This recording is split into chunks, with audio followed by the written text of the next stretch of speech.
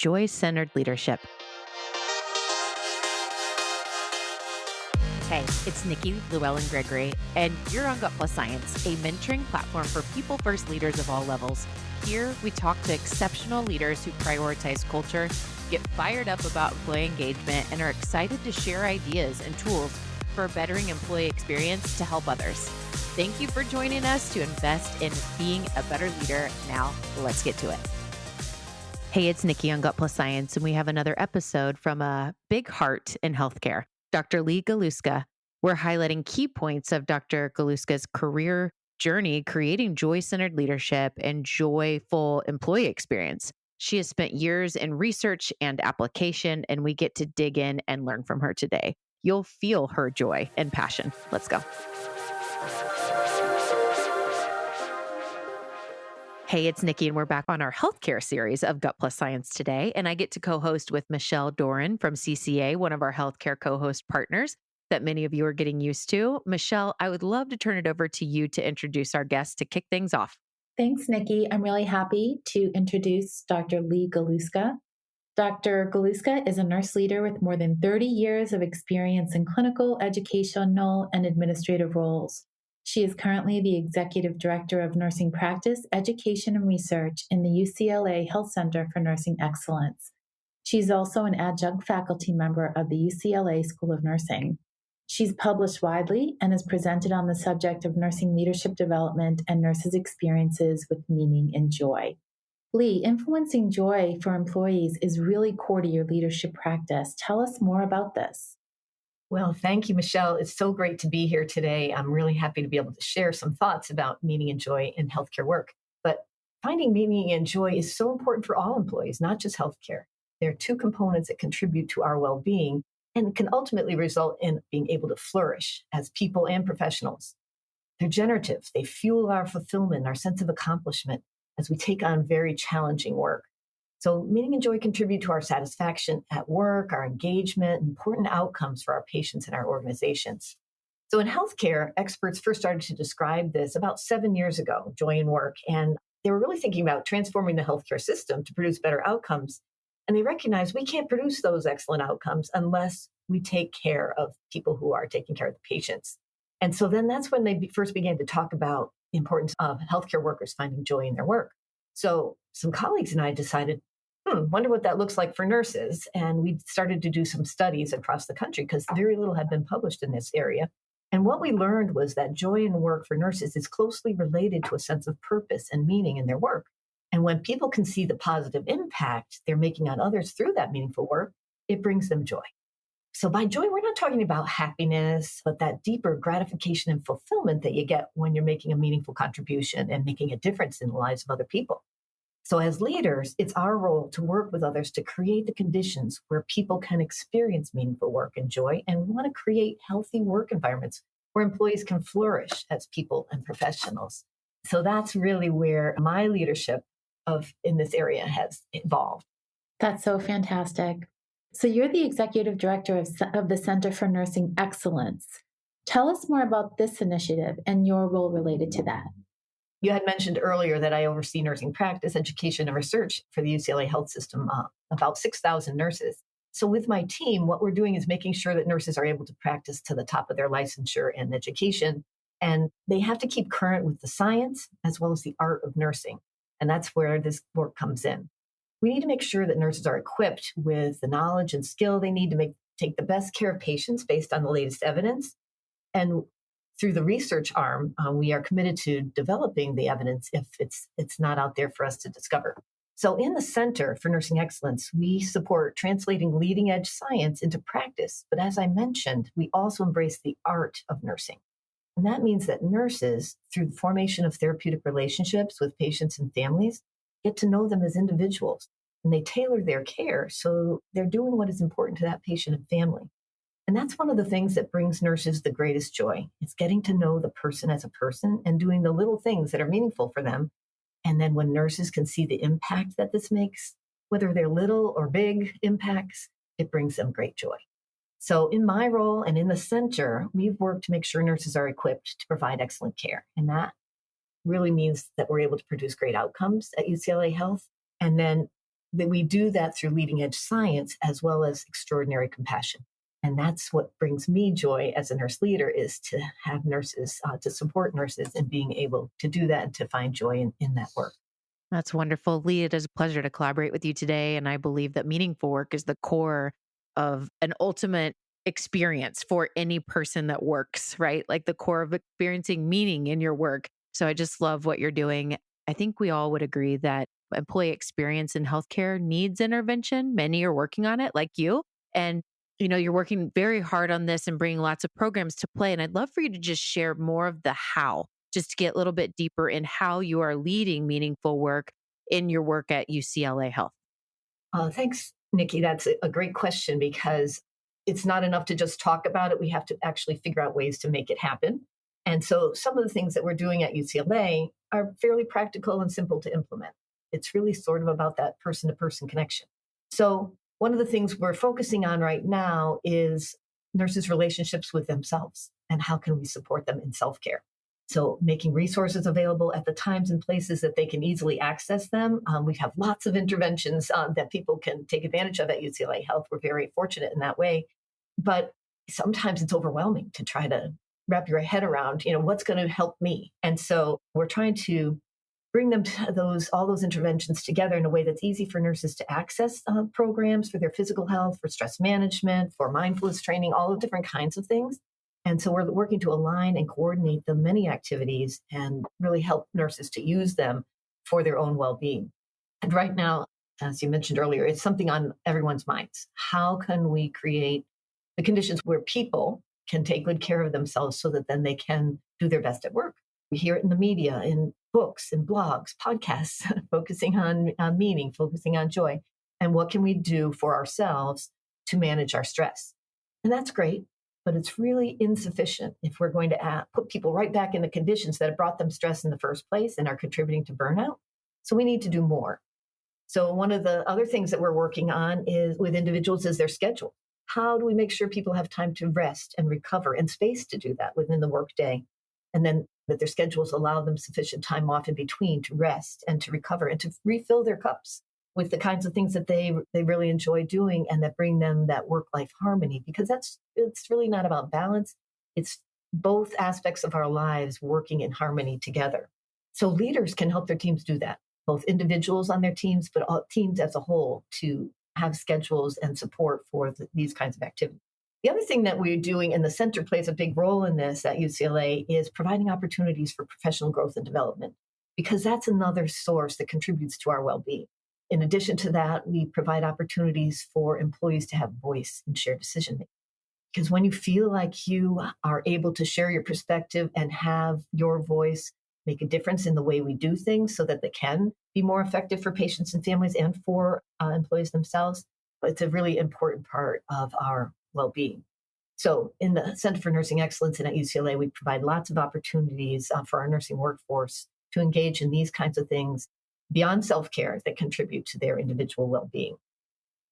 The other thing I would say is that we're committed to moving beyond that individual level to make changes in our work environments, because really healthy work environments are critical for employees to be able to then engage in meaningful work that will bring them joy.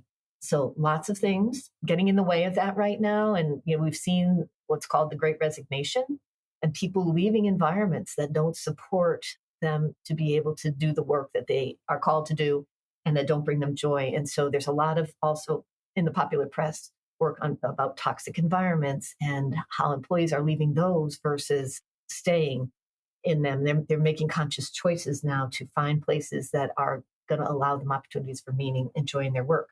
So we're working on initiatives to make our environments healthier.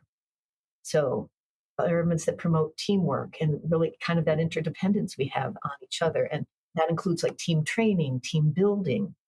It also takes training and communication, because not everybody has strong communication skills that enable them to be an effective team member, to be able to give feedback, to be able to receive feedback, to provide support, to provide recognition. And then the other thing we're working on is our accountability structures, because it's all well and good to speak to what we expect of each other and how we claim to behave in our organizations. But if we don't hold ourselves accountable to those behavioral expectations, and we don't, as leaders, hold our teams accountable to them, it doesn't support that end goal of our employees being healthy and finding meaning and joy in their work. So lots of things that we have to work on around workflow and process improvement are also important and things we're taking on right now. Also, the use of technology to improve efficiency and reduce stressors, because in healthcare, what we know is that part of what really stresses people out is the burden of documentation, the regulatory burden, the burden of doing what the payers require in order to get paid. I mean, there are many, many things outside the control of the employees and the facilities that we've got to work. And there are things like that that we're working on at UCLA to employ technology to reduce some of that burden that our staff experience. So those are some of the things, some of the how that we have focused on at UCLA. And I think organizations really need to figure out for what's most pressing for them, what their employees need, and asking the employees themselves can be an effective way to find out what's going to make the most impactful difference and where do we begin to work on this. Yes. Lee, there's so much happening in what you're doing in your work. And it just sounds so powerful and so meaningful. I'd love to dig in on really like this different systems. And, in order for change to happen, we have to improve things at many different levels, like the individual level, the local level, the organizational level. Could you break down this concept for us and just your key learnings on how to improve these systems that all intersect to really sustain meaningful work? Oh, you're absolutely right, Nikki. We need to make changes at all those levels, individual, team, and local level, within organizations or facilities, and also across the entire healthcare system, as I was sort of just alluding to. So we've begun to realize that interconnectedness, that interplay that things have across all of those levels. And in order to really have impactful change, we're going to have to really work in all of those levels simultaneously. And so oftentimes organizations just go with, let's just guide people to do some more self-care as individuals. And that should be good enough. We know now that the evidence shows it's insufficient. So speaking of resources, recently a national plan, just this month was published by the National Academy of Medicine, Science and Engineering, and it outlines the work that needs to be done at all those levels. And then the Surgeon General also just published a national advisory on building a thriving healthcare workforce, recognizing that we're reaching a point of crisis in the healthcare workforce and we need to do something about it in order to have a healthcare workforce for the future. But with the current rates of burnout, people leaving the profession, as I mentioned, we have to act. And these reports, both the national plan and the Surgeon General's advisory, provide a call to action and a roadmap for us to follow for change. So let me give you a few examples. We already talked about the individual level and our responsibilities for ourselves, but also how leaders and organizations can help people with that. But at that local team or departmental level, it begins with strong, authentic leadership. Leadership is critical. It's important that leaders, just like we talked about nurses getting to know their patients as people so that they can do the little things for them, leaders need to get to know their people too. So, and that means asking good questions and really showing interest and genuinely listening. Why did people get into healthcare in the first place? What brings them meaning? Hearing their stories. Storytelling is such a powerful way for nurses and leaders to connect and share the things that we have in common and that leaders can work on with their staff and finding opportunities to create more of those experiences. So that's a powerful thing that can be done by leaders at the local team and departmental level. And then having listened and working with the team, together, you can co-create the conditions where the nurses and other team members have the time to spend on the things that are meaningful in their practice, meaningful to them, meaningful to their patients.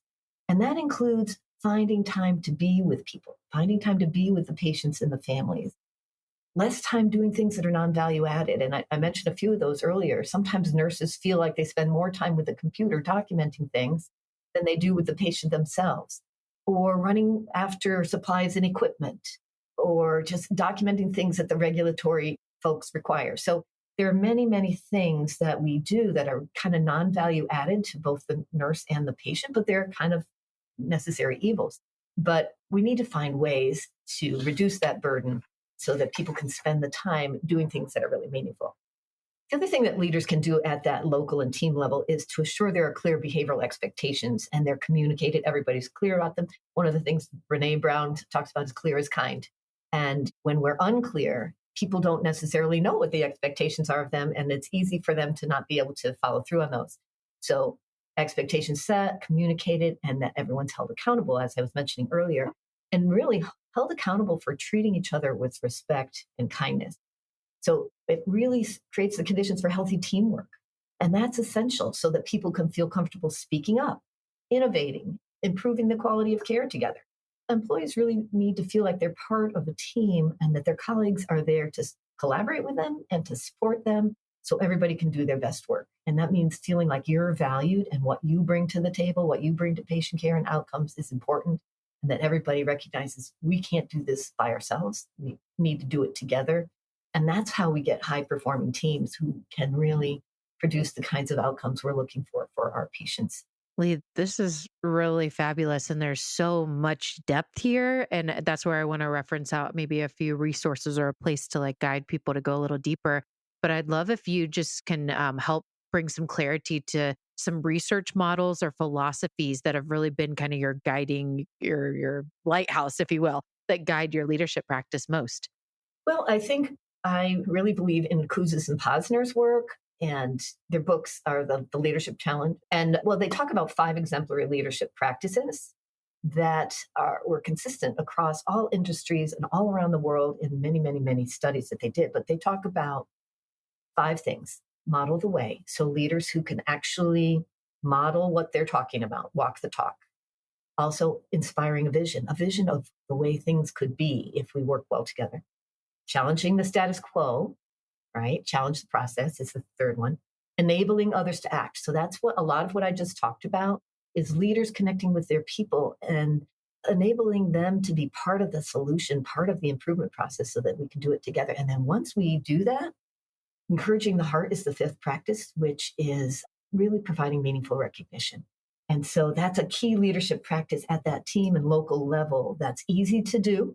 Doesn't require a lot of money to say thank you and to recognize people when they are really performing in a way that's consistent with what we all believe in, what our mission, our vision, our values, and really our all common commitment to taking the best care of patients and families.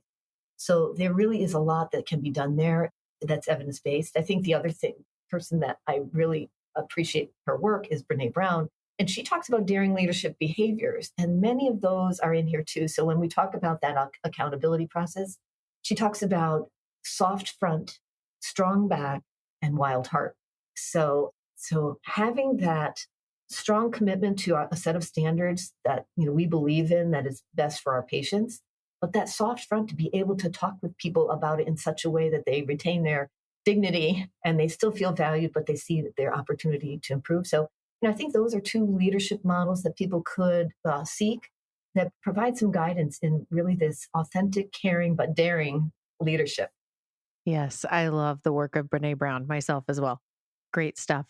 Before I turn it back over to Michelle to talk a little bit about well-being, I would love to make sure that we do link out to wherever maybe we could find some of your work, your team's work. We've published several studies on joy and meaning in nursing practice in general, but also for critical care nurses, for managers. So really looking kind of at subpopulations of nurses. But as you mentioned earlier, and we talked about earlier, many of these concepts are applicable well beyond nursing or other healthcare employees, but employees everywhere want to be able to feel like they're doing meaningful work, they're making a meaningful contribution, making a difference for people. And when they see that impact, they can find joy. So I do think it's an important human dimension that we're talking about here, not just healthcare. Yeah, great. I'm so glad that you mentioned that. And Lee, you had also mentioned bringing more resources and easier access early when we got talking today. Michelle works in the well-being space with CCA, and I think has a question for you before we head out into our lightning round that I'm going to turn over with regards to the work that she does. Thanks, Nikki, and thanks, Lee, for all of this great information. I'm wondering, how do you see EAPs, employee assistance programs, aiding in your efforts to help the team members thrive in their workplace, in their relationship with their workplace? Well, at UCLA, we see EAPs as a vital resource in our programs to support well-being for our employees. We've just put this new kind of far-reaching initiative together. It's called A Safer You, and originally designed to address the workplace violence that's happening in healthcare. And then in our society, I have to say, more broadly, people are being exposed to more hate, incivility, and violence. So we put this initiative together, and the EAP team is, our key members of this initiative. But we're really looking upstream at how are we establishing a culture that makes it less likely that these things are going to happen, whether they're colleague to colleague or patients visitors to healthcare workers, et cetera. So we're really looking at creating those healthy work environments, a strong culture of caring, respect, and teamwork. And then we know we want to have, when things are very stressful in healthcare, people come to us when the worst things are happening to them in their lives. And so we know that there's potential for people to escalate. So we want to have early recognition systems and early response systems. But then we also have, when things do happen, we need to have the appropriate responses. And we have great security responses and those kinds of things. But what are the response systems that we have for caring for the people who've experienced an event in healthcare? And how do we take care of them or take care of a whole team that's maybe experienced something? And our EAP team has been invaluable in bringing that expertise to these improvement processes that we're building. And so we really have valued them and all that they are providing in terms of support for this really a well-being initiative as well as a safety initiative. Awesome. And Michelle, before we head over to our lightning round, let's make sure our listeners know what you all do at CCA because you're doing some amazing things moving people forward for sure. Thank you, Nikki. Well, CCA is an employee assistance EAP, an HR consulting company that's been in existence for more than 40 decades. I specifically work in their healthcare division. So we service multiple industries. But with respect to healthcare, we are really addressing the fact that EAPs are underutilized in the healthcare setting. And also, there's a lot of stigma attached to accessing EAPs, and there are a lot of barriers to nurses and members of the team reaching out for help when they need it. So, some of the innovative things that we're working on at CCA is partnering with nurse leaders and expert subject matter experts in related topics such as resilience, suicide prevention, mindfulness, and creating programs specifically designed for healthcare. So we're really excited about that, and also introducing innovative models that do address the access issues and the stigma issues associated with EAPs. Awesome. Thank you so much for sharing that. We're going to take a quick break here from our sponsor message today, and then we'll be back to our lightning round where we've been mixing up some questions. So we're going to get to know Dr. Lee Galuska just a little bit better on the personal side as well. We'll be right back. If you're leading with a people-first mindset, which most likely you are because you're listening to Gut Plus Science, join People Forward Network, the largest community of humans on a shared mission to lead meaningful work. You can find us at peopleforwardnetwork.com or follow People Forward Network on LinkedIn. All right, we're back on Gut Plus Science. It's Nikki, and I'm here with Michelle Doran from CCA, and Dr. Lee Galuska is our guest today. We've been learning so much, such a rich episode. Many key takeaways that I'll be summarizing here in just a moment, but we're going to do our lightning round. We've been mixing it up a little bit, but we do always start with our favorite book recommendation from our guests, as this is a growing thing. I think we have over 300 of them on there now.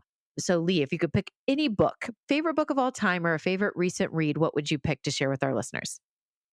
Well, as I mentioned, Brené Brown earlier, she's one of my favorites. And her most recent book is Atlas of the Heart, which I'm still working on. But Dare to Lead is one I come back to again and again. And I think it's a great one for anyone who's in aspiring a leadership role or already established leader. It's a great read. Yeah, I love that book as well. I love all her stuff. All right. And then this question, this seems really appropriate for you. What brings you the most joy in your life right now? Well, I love my work and I love the work I'm doing at UCLA with nurses. But what brings me the most joy are my grandbabies. I look forward to relocating to Connecticut shortly. We bought a house on a lake and right near where my grandchildren live. And I'm very, very excited about that. And they bring me great joy. Always a smile on my face when I'm with them. Yes, that's so exciting. Congratulations for that new change in your life and Thank you. just living more in your joy space. So, all right. So if you could teach anything, what would you choose to teach others? Well, I do love teaching about leadership and developing new and emerging leaders. So that's my favorite. But when I'm not thinking about nursing and nursing leadership, I'm a quilter. And so I love teaching people about quilting and the richness it can bring to their lives. And so that's my other happy space. Yeah, wonderful. And Lee, how can our listeners stay connected with you or connect with you for those resources after the show? I think you said LinkedIn. LinkedIn would be great. Yeah. And that we can connect and I can provide some resources and see if I can help others find meaning and joy in their work. Wonderful. We'll link out to your contact on LinkedIn in the show notes.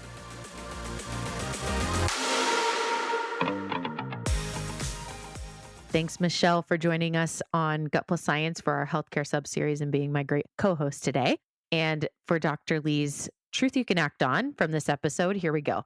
Number 1, meaning and joy are a priority to create excellent outcomes in healthcare, lead meaningful and joyful experiences for employees, and watch people flourish at all levels. That's the core, the key from Dr. Galuska's perspective. And gosh, I couldn't agree more. Number 2, make resources more available and more custom to the needs of your people. So asking questions, asking for feedback, doing surveys, really getting input to design the offerings that you have and share stories with how people in your organization are leveraging these things and really make them feel like customized to your organization as they should be custom to your organization. But such a great point. Number 3, help your people have a voice and be heard. So what are the ways that you give your team members, whether it's confidential or not, give those people the opportunity to share their voice and then giving them feedback on you heard them. How many times do we ask for feedback and then we forget to go back and share, thank you, and here's what I heard. So important to not only give them a platform to share their voice, but also make sure that they feel heard. Number 4, model the way, inspire vision, challenge the status quo, and enable others to act and encourage them to really put their heart into it. Love all of this. Thank you so much for a very heartfelt, meaningful episode, which you can just see how it directly correlates to how people feel when they're at work and being led this way.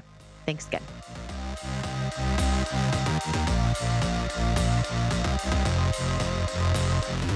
We just left the world a little bit better. Now, go do something with it.